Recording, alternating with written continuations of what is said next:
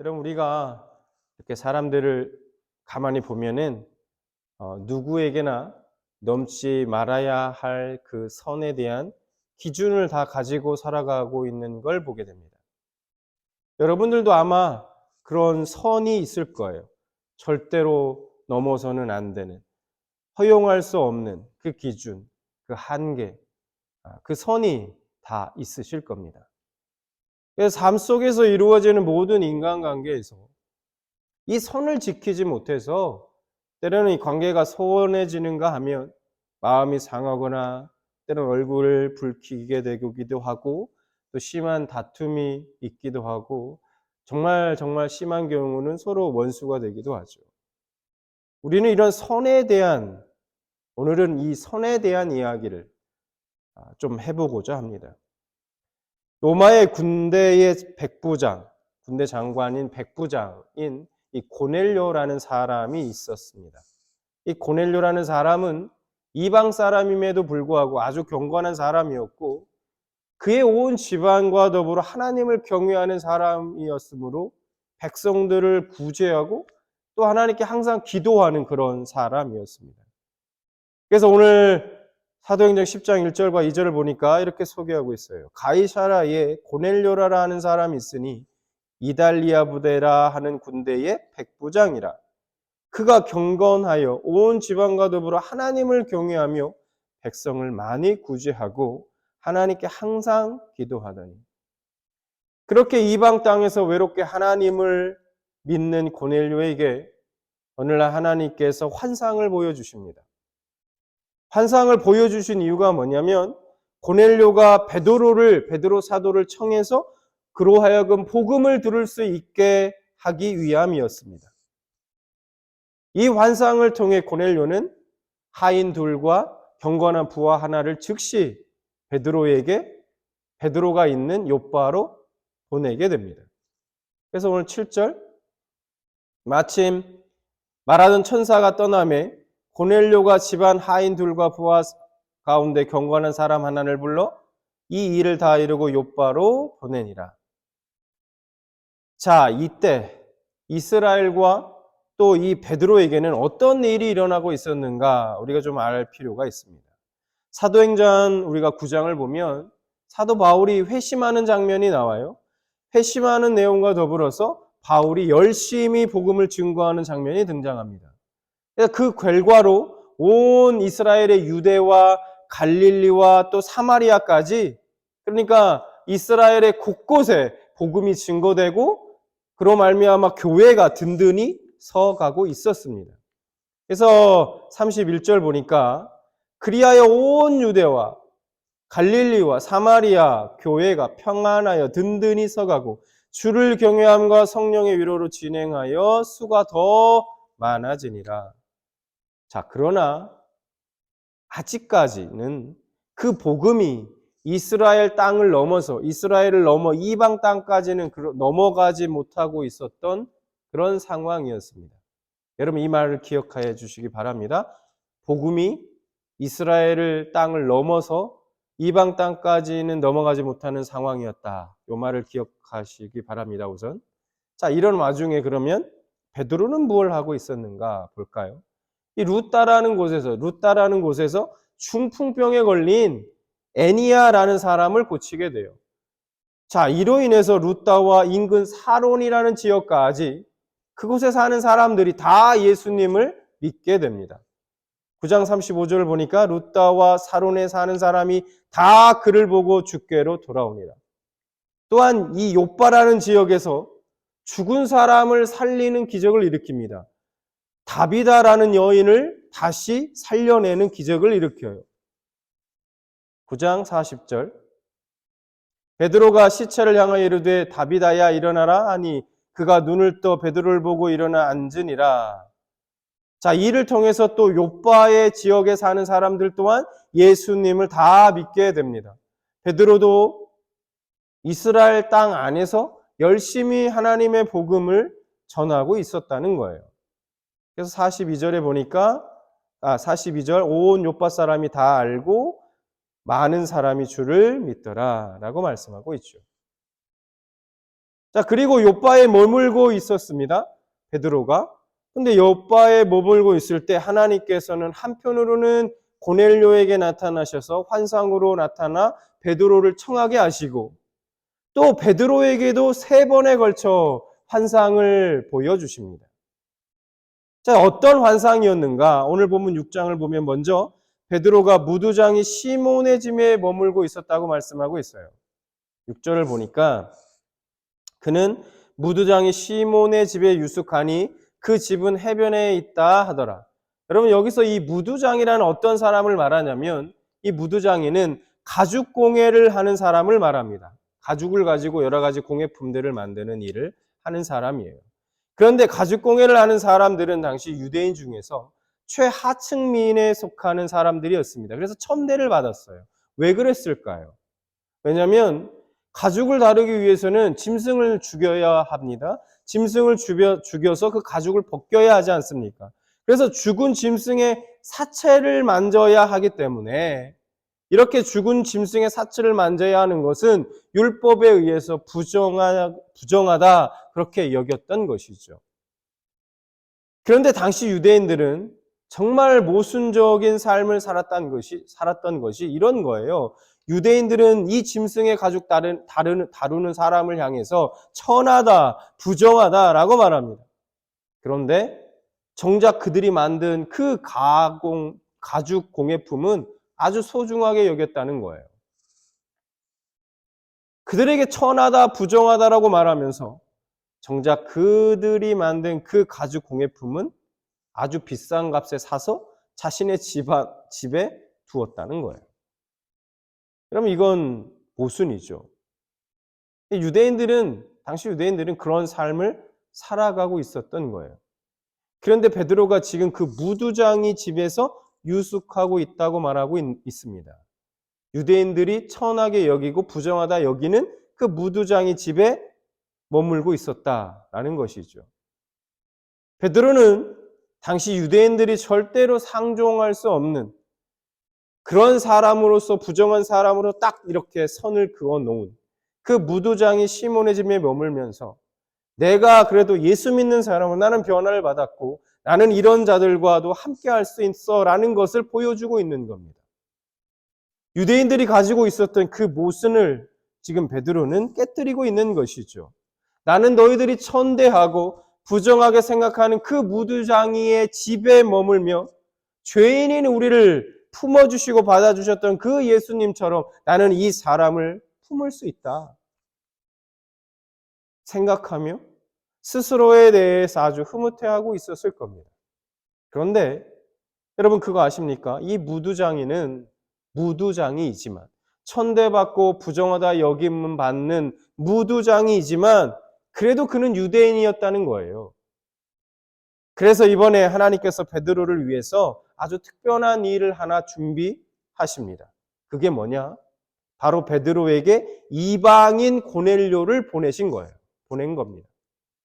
그 고넬료의 상황을 막닥뜨리며 베드로는 여전히 내게는 편견이 남아있구나. 편견의 선이 남아있고 판단과 정죄의 선들이 여전히 남아있구나 하는 사실을 낱낱이 스스로에게 발견하게 됩니다. 스스로 넘지 못하고 지우지 못한 선들이 있다라는 것을 발견하게 됩니다. 앞서 말씀드린 대로 하나님은 베드로에게 3번의 환상을 보여주세요. 어떤 환상이었는가? 11절부터 보겠습니다.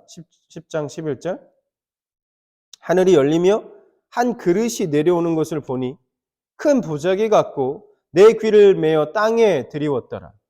그 안에는 땅에 있는 각종 4발 가진 짐승과 기는 것과 공중에 나는 것들이 있더라.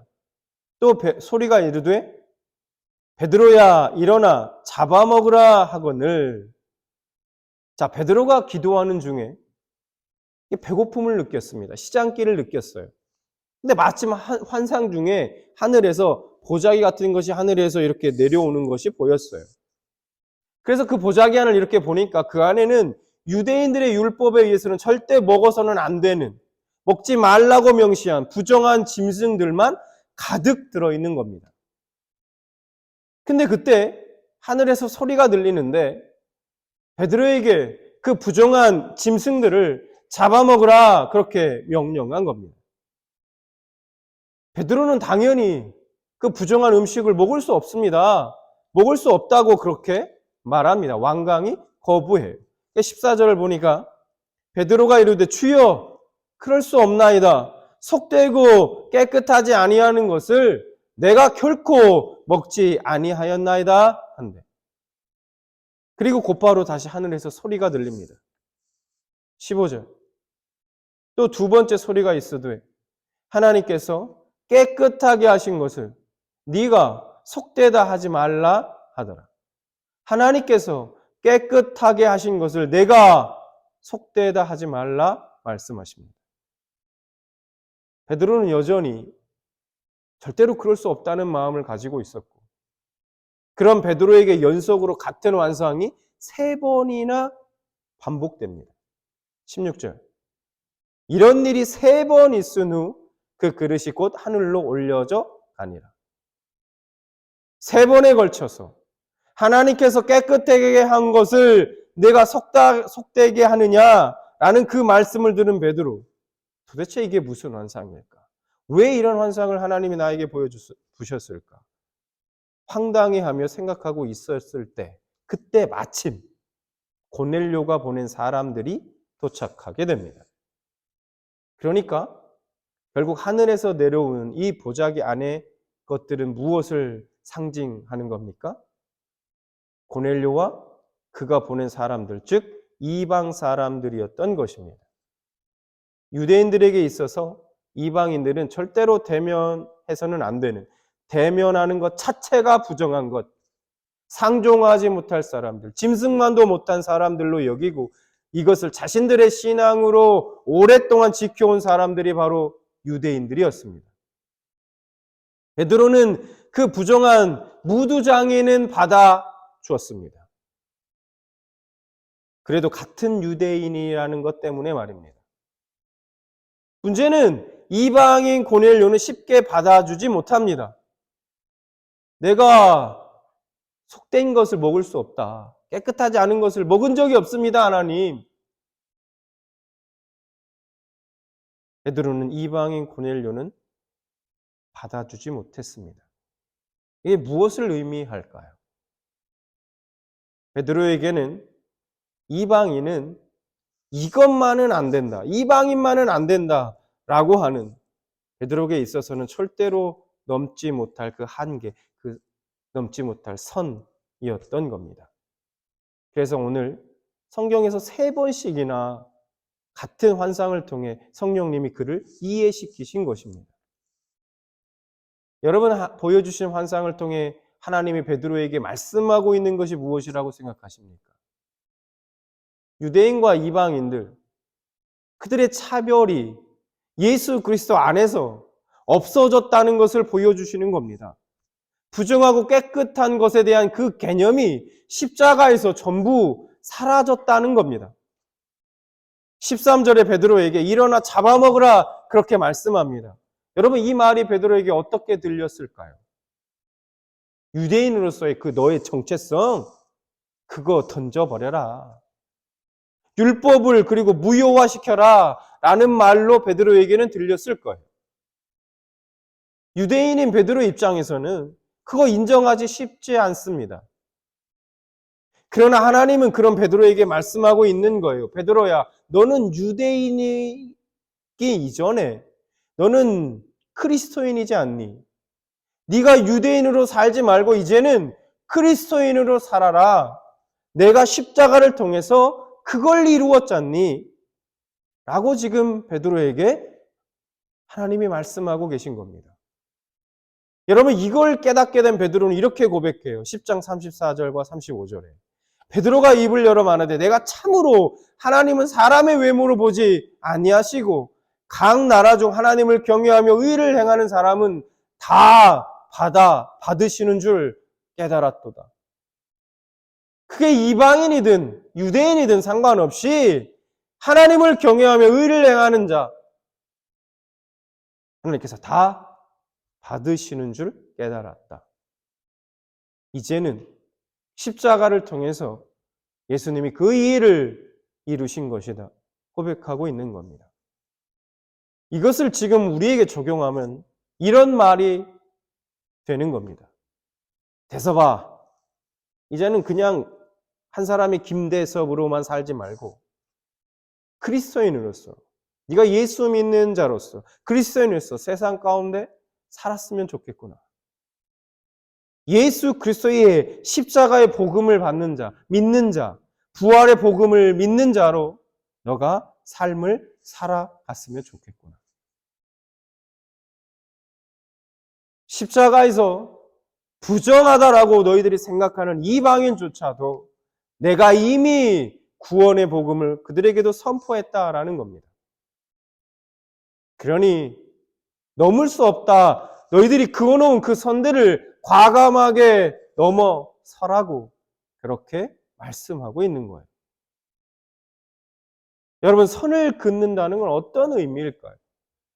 선을 그어놓는다는 건 어떤 의미일까? 그것은 한계를 설정한다는 것이죠. 한계. 되는 것과 되지 않는 것. 내가 허용할 수 있는 것과 절대로 허용할 수 없는 것. 그런 한계를 설정한다는 거예요.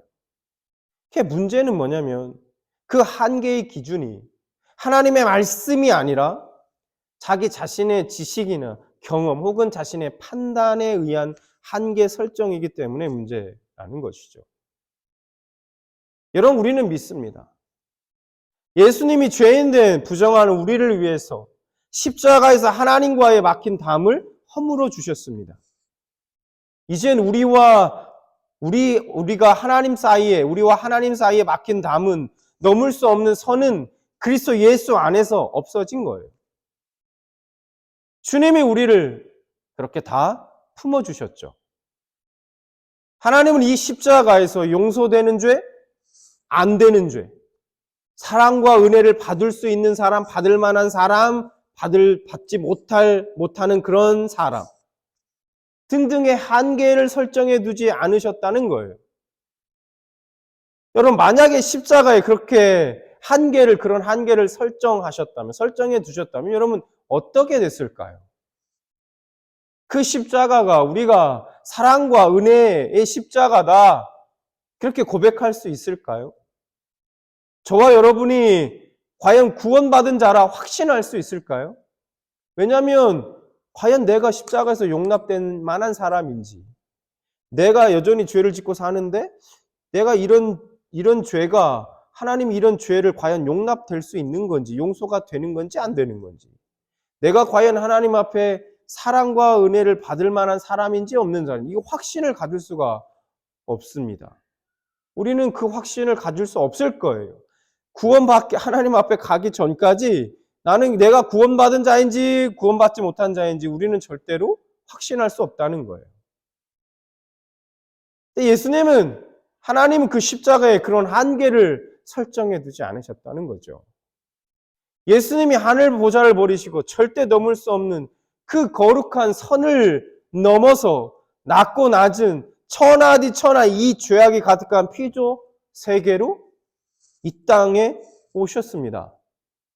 하나님은 자신의 거룩한 본성을 거스르면서까지 절대로 넘을 수 없는 그 선을 넘어오신 거예요. 영광스럽고 거룩하신 그 하나님께서 이 땅에, 그리고 사람의 육신을 입고 오신 것입니다. 그리고 그 예수님께서 이 땅에 오셔서 하신 일이 무엇인지 아십니까?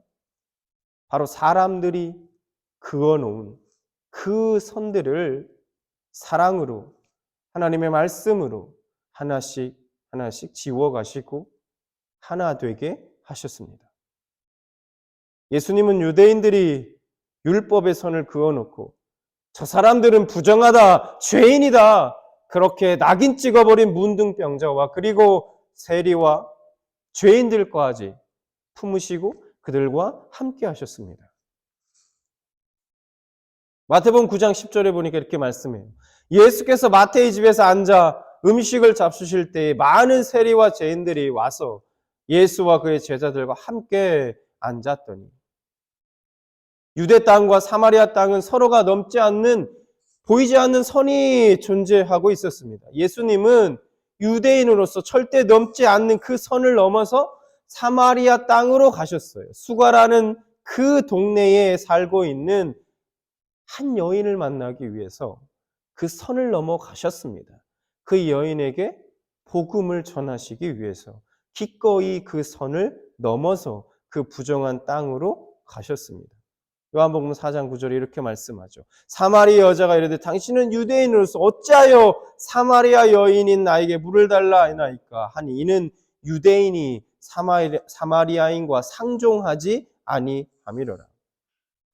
성령님은 오늘도 유대인들이 수천 년을 지켜왔던 그 율법의 선을 넘어서 지금 여기 말씀하시는 그 하나님의 마음으로 우리를 초대하고 있는 겁니다. 우리가 가지고 있는 사람에 대한 편견의 선, 그들에 대한 부정적 시간의 선을 넘어서라 말씀하십니다. 깨뜨리라고 말씀하고 계신 겁니다. 우리도 스스로 생각하기에 그리스도인으로 살아가면서 그래도 믿지 않은 사람들보다는 내가 더 많이 양보하고 희생하고 더 친절하고 내가 화도 덜 내고 등등 그렇게 살아가고 있다 생각할 수 있습니다.